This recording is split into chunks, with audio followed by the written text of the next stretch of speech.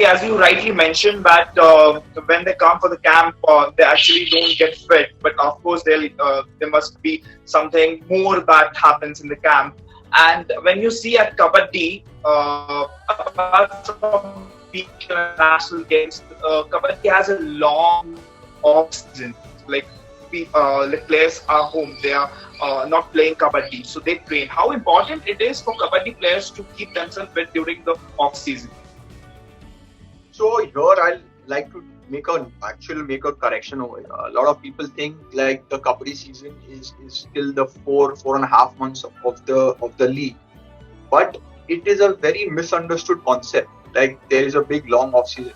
In fact, the players don't get the off season at all. Over the period of 5 years, as I talk and interacted more and spend more time with the players, I realized these players actually don't have off season.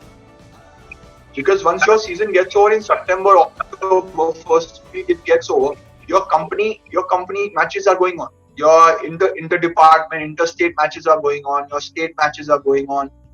So you're still playing till February, March. You're still playing. So it's very difficult to say and very wrong to say that the players have a long off season. And that's one reason why a lot of players, when they come to the camp, they come with injuries.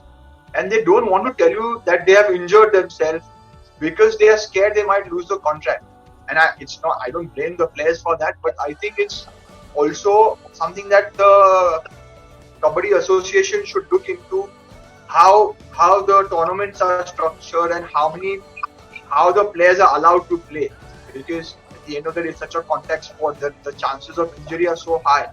And because you're playing every day in and day out, like the season not over in October, some of the players were playing some state tournaments and some inter-department tournaments for their corporates, and then they were playing some club matches. So it was a never-ending process. Exactly. So it's not the off season matters the most. It's they are playing all through the year, and that's why it is getting tough for them. But how Puneri Paltan players are coping up with this? I think the thing which we ensured during the season is post the tournament got over, we had given them a routine to follow, and we were in constant touch with all the players on their fitness levels, on how they are doing in their day-to-day life, and how's their practice going. In fact, Puneri Paltan, I think, is the only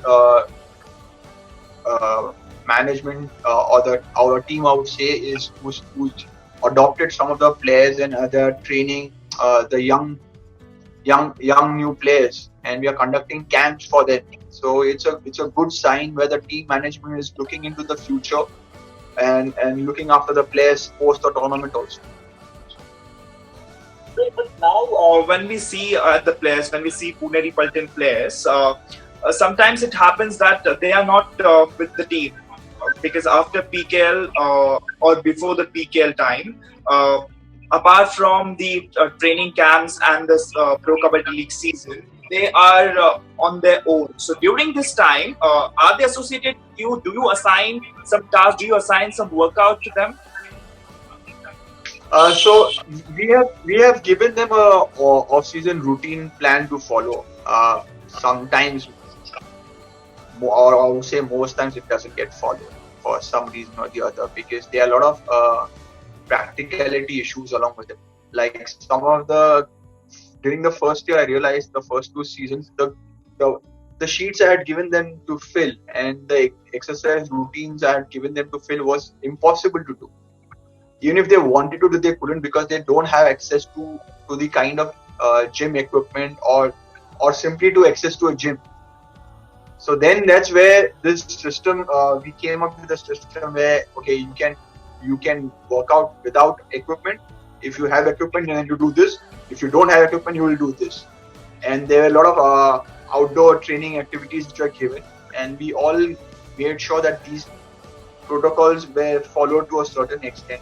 At the end of the day, you can't force somebody to do anything because the nutrition guidelines you give is very difficult to follow if you're living in a state where, say, the North Indian guys are so used to eating ghee and laddus and badam ka doodh and all. It's very difficult to to tell them and to make them understand कि boss, this is not good. There are better options than this. But घर पे मतलब till you don't drink that 1 liter of milk, it doesn't satisfy them. So there were different issues and different ways of getting around it, which we finally have somewhat managed to manage. Yeah, but yeah, it's a never-ending process. What happens when they get back from their, or let's not call it off season, from the non-pro Kabaddi League season, when they get back to you after drinking milk and after having that heat? What is it like? Like, you go back to zero position and they're like, okay, chalo, shuru kar dete. No, it doesn't go to a zero position. It is not so bad. It is from, say, if they're at, say, 80-90% and they go back home and they eat all these things and they train the way they want, they come back with 50, at least 60% they come back. The most worrying part is the nutrition part. Training part, they if you tell them to run, they'll run. If you tell them to lift weights, they're happy to do that. But if you tell them don't eat this, that's the biggest challenge you will face. And that's the biggest challenge we have been facing throughout the 5 seasons. Because when we enforce certain rules on regulations on eating. What is the difference between conditioning training and the strength training? So basically, strength is you when you work with just pure strength. If you are lifting a certain weight from one point to the other, it is just shifting weight is on the strength. Conditioning, it means is you're conditioning your whole body. You're working on your cardiovascular conditioning. It works your strength. It covers basically the whole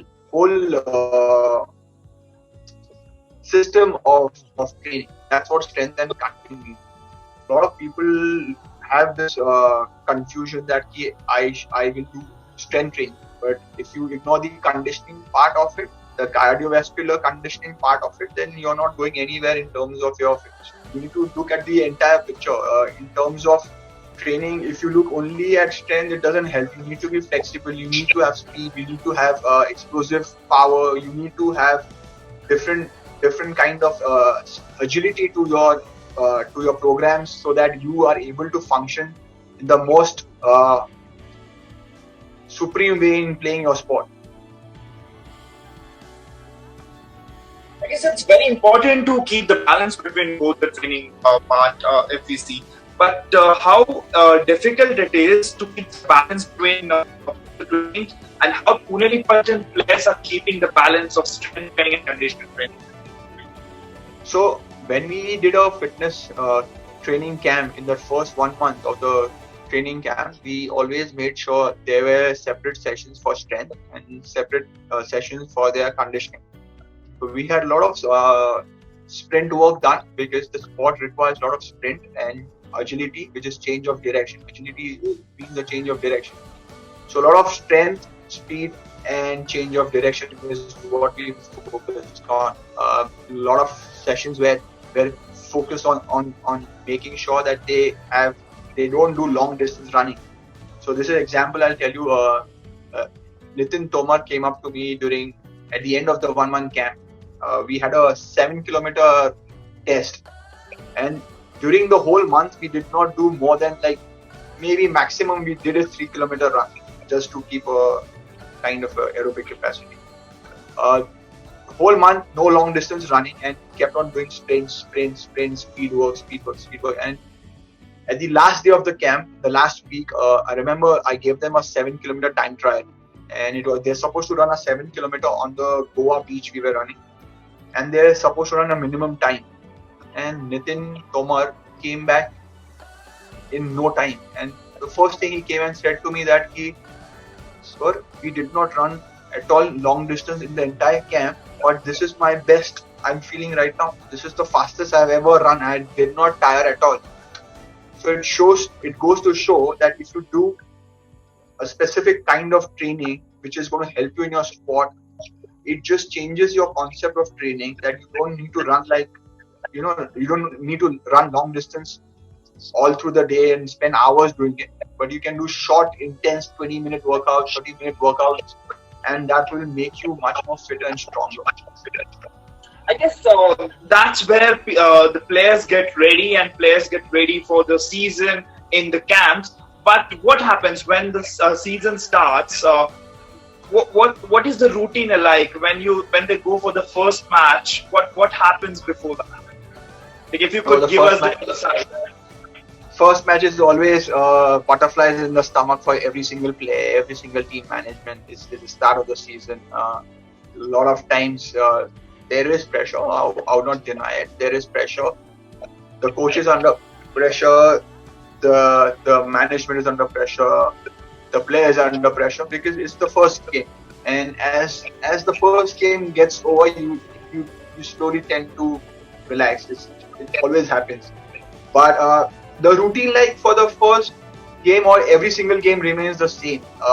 Throughout the whole training process, throughout the training camps, we always emphasize on getting ready, like how you get ready for a match. So if you are in that kind of frame right from the very beginning, then it's easier to get into the game situation.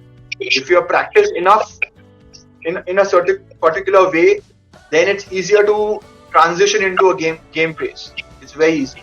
Like before a game, it's always told that use less technology, less cell phones, less mobiles, keep them sleep, get 8 hours of good sleep, have a good nutrition, have a balanced diet, do not have too much of sugar, it will not let you sleep, it will be on a high and make you crash, no caffeine, no alcohol. So basic rules, those rules don't change. Early in the morning before the game, we have a small training session, then get into the evening, into the game. But players, do they exercise on the match day or before the match or early in the morning? Yes. Like what is the exercise routine? So the exercise or the training pattern is basically on a match day is like we get up, we have a breakfast. We don't force the players to get up early. Get up at a very reasonable time. Have breakfast. Once the breakfast is settled, once you're settled down, we have a small training session. The training session is basically focused on getting more mobility, opening up those joints, opening up your body, getting more flexible, and that's in terms of training. And then it comes to the game of kabaddi. The coaches have been making players go through certain routines and certain kind of tactics or skills, you can say, which will be used in the game, or the ideas that are going to be enforced during the game. And we very small session, no contact, as light as possible, just to get the body moving. So at least your mind is into the zone of playing the sport. And then you come back, have a quick lunch, you have a good sleep in the afternoon. That's what we always encourage, have a good sleep. Get ready, post that team meeting, and the bus takes off for the station.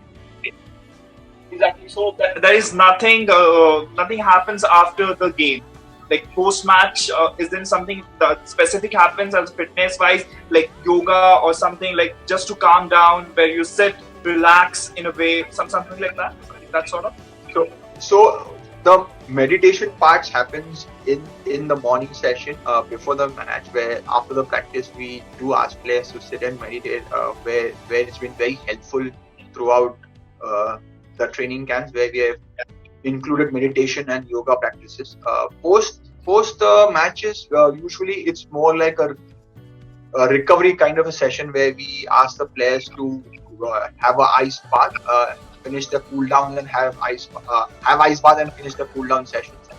Come back, if anybody has any minor injuries, the doctor, the physio starts working on it.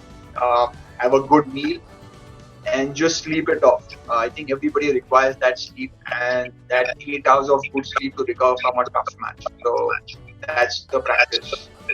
So when you talk about sleep, how important it is to take rest after the match or after the tough day? How important it is to eat? Sleep plays a very vital role. People don't understand the importance of sleep at many times. People think, oh, I need to train, मेरे को training करना है, मेरे को workout करना है. But the the most important factor is sleep, because when you're playing, you're working out, your muscles are getting used. When their muscles are getting used, there are small microfiber tears which happen in your body at all times. Even if you work out, there are microfiber tears. Those microfiber tears heal, and that's how muscle is built. When you're playing, your muscle is tired and fatigued. There's a lot of lactic acid in your body. That lactic acid slowly starts getting washed off from your system over a period of time. If you do ice bath, it helps you to recover faster. If you have a sports massage, it helps you to recover faster and drain off faster. But the biggest thing is, if you have good 8 hours of good sleep. I am not saying 8 hours. Even if you say good 6 anywhere between 6 to 8 hours. The most important factor in the sleep is the deep sleep. If you have a good sleep, the body repairs itself. The body repairs itself only when you're sleeping. So it's very important that you give that body that kind of rest and that time to recover from the physical aspects and the mental aspects of the game. Yes, rest plays very important vital role, and sleep is very important part of any human being, and one should follow the sleep routine. But when we talk about the Pro Kabaddi League, when we look at it, the competition is very hard. When you see players right now, they have a lot of skills, they have good concentration. The competition is very tough. How important it is for Puneri Paltan player to keep themselves fit and keep themselves very calm during the season. So, if you like, when you play a tournament like the Pro Kabaddi League, most players are fit. When you come to the tournament level, like most players are in that 90th percentile mark. It's very few are. Actually, the physical aspects are just. But when it comes to the mental aspect, that's where a player is differentiated. A very calm and composed. The best example is our current coach, Anup Kumar. He's so calm, and that's the reason why he was so successful. Mahendra Singh Dhoni is a very cool-headed person. That's why he's more successful. If you are calm and composed, and if you can control your body and your emotions, you can take better decisions. You can take much more better decisions. I'm not saying somebody who is very aggressive cannot take good decisions, but a calmer person will be in a better composed state of mind to deal with a certain situation a better way. As you are a fitness coach and you're working with Kabaddi players from very long now, I just want to ask you this question.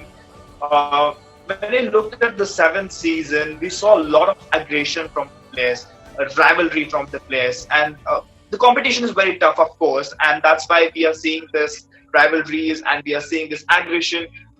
What is the reason? Because it wasn't there before. The aggression and the rivalry kind of things were not there in Kabaddi before, but now we can get to see a lot of it. So,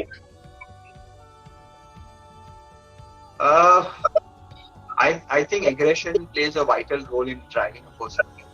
If you don't have aggression and if you don't have that drive to take you forward, it's difficult for a sport. And a sport like Kabaddi is so aggressive, so the adrenaline rush is so high, the testosterone levels are very high.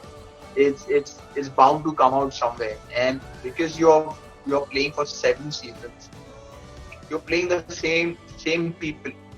Mostly about 70-80% of the players are the same. They are not changing, except for the new players who are coming, and that's a very few and handful of those.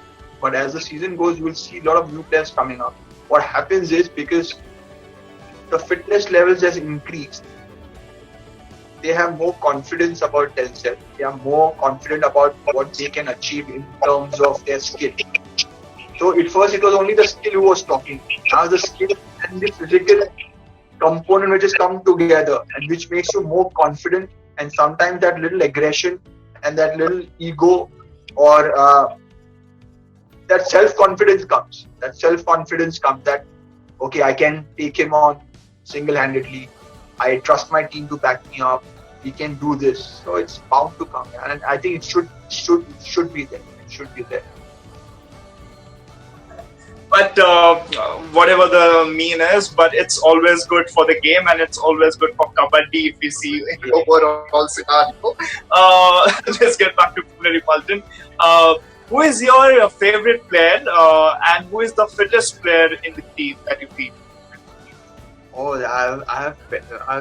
I know it's very difficult to name one, but you have to do this. I know everyone is same and you have to treat everyone. And I know this answer coming from you, but you have to select one. Okay, you're going to put me in a very difficult situation. I have to select a favorite. But I'll tell you what, every year there are some outstanding players. There are some great players. Luckily, I've seen a lot of players for Puneri Paltan, right? From Ajay Thakur, who's the current Indian team captain, Kabaddi captain, Deepak Nivas, who is one of the fittest in the league, Nitin Tomar, Manjeet Chillar. There are loads of players who have come and gone. Girish Erna, who's been fabulous, one of the strong pillars of the Puneri Paltan team. The young stars, like this year, we had some amazing people come up.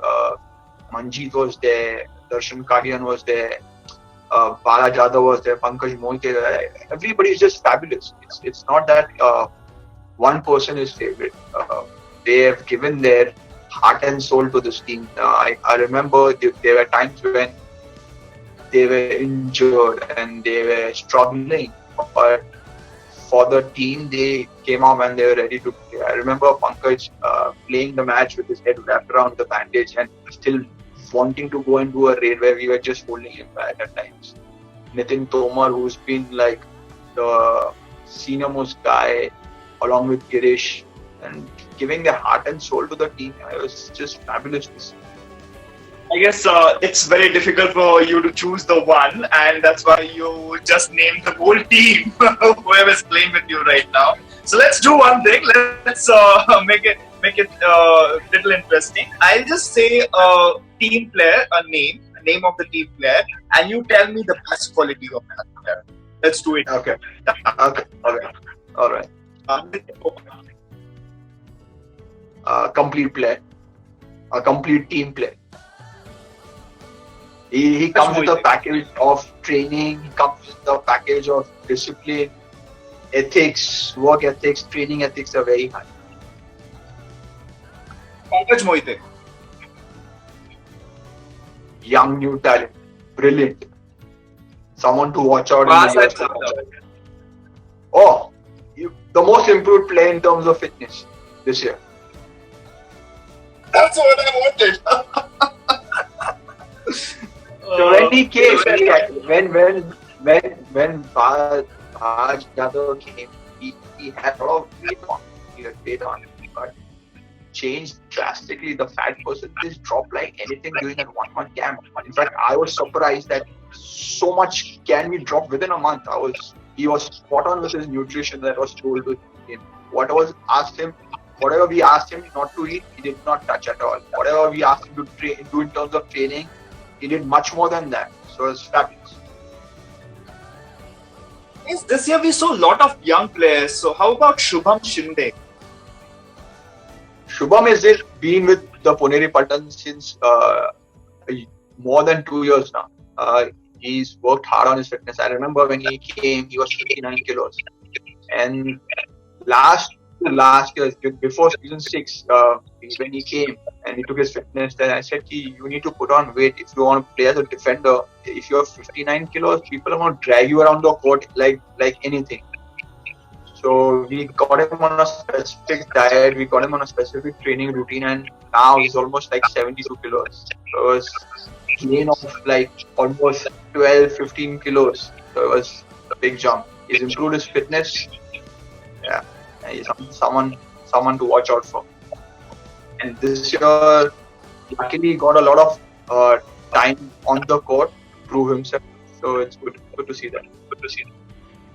This year, you just mentioned about Shubham Shinde and a defender. So, what is the difference of training for defenders and the raiders? What is the difference that you see, and how different you train them? So for defenders, it's a lot of terms of defending the area, able to get more like catching and grasping of the raider. So we're working more on their grip strength, more on grappling, and that little movement of front and back movement is very important. If you are not quick enough to move forward and back, you're just gonna be landing yourself in trouble. Whereas the raiders, they need to be quick on their feet, change directions. Maybe if you're working somebody like on running and touch, you need to have that kind of speed from zero. You should be able to accelerate forward and then stop and then turn back. So all those different parameters are worked on for different players.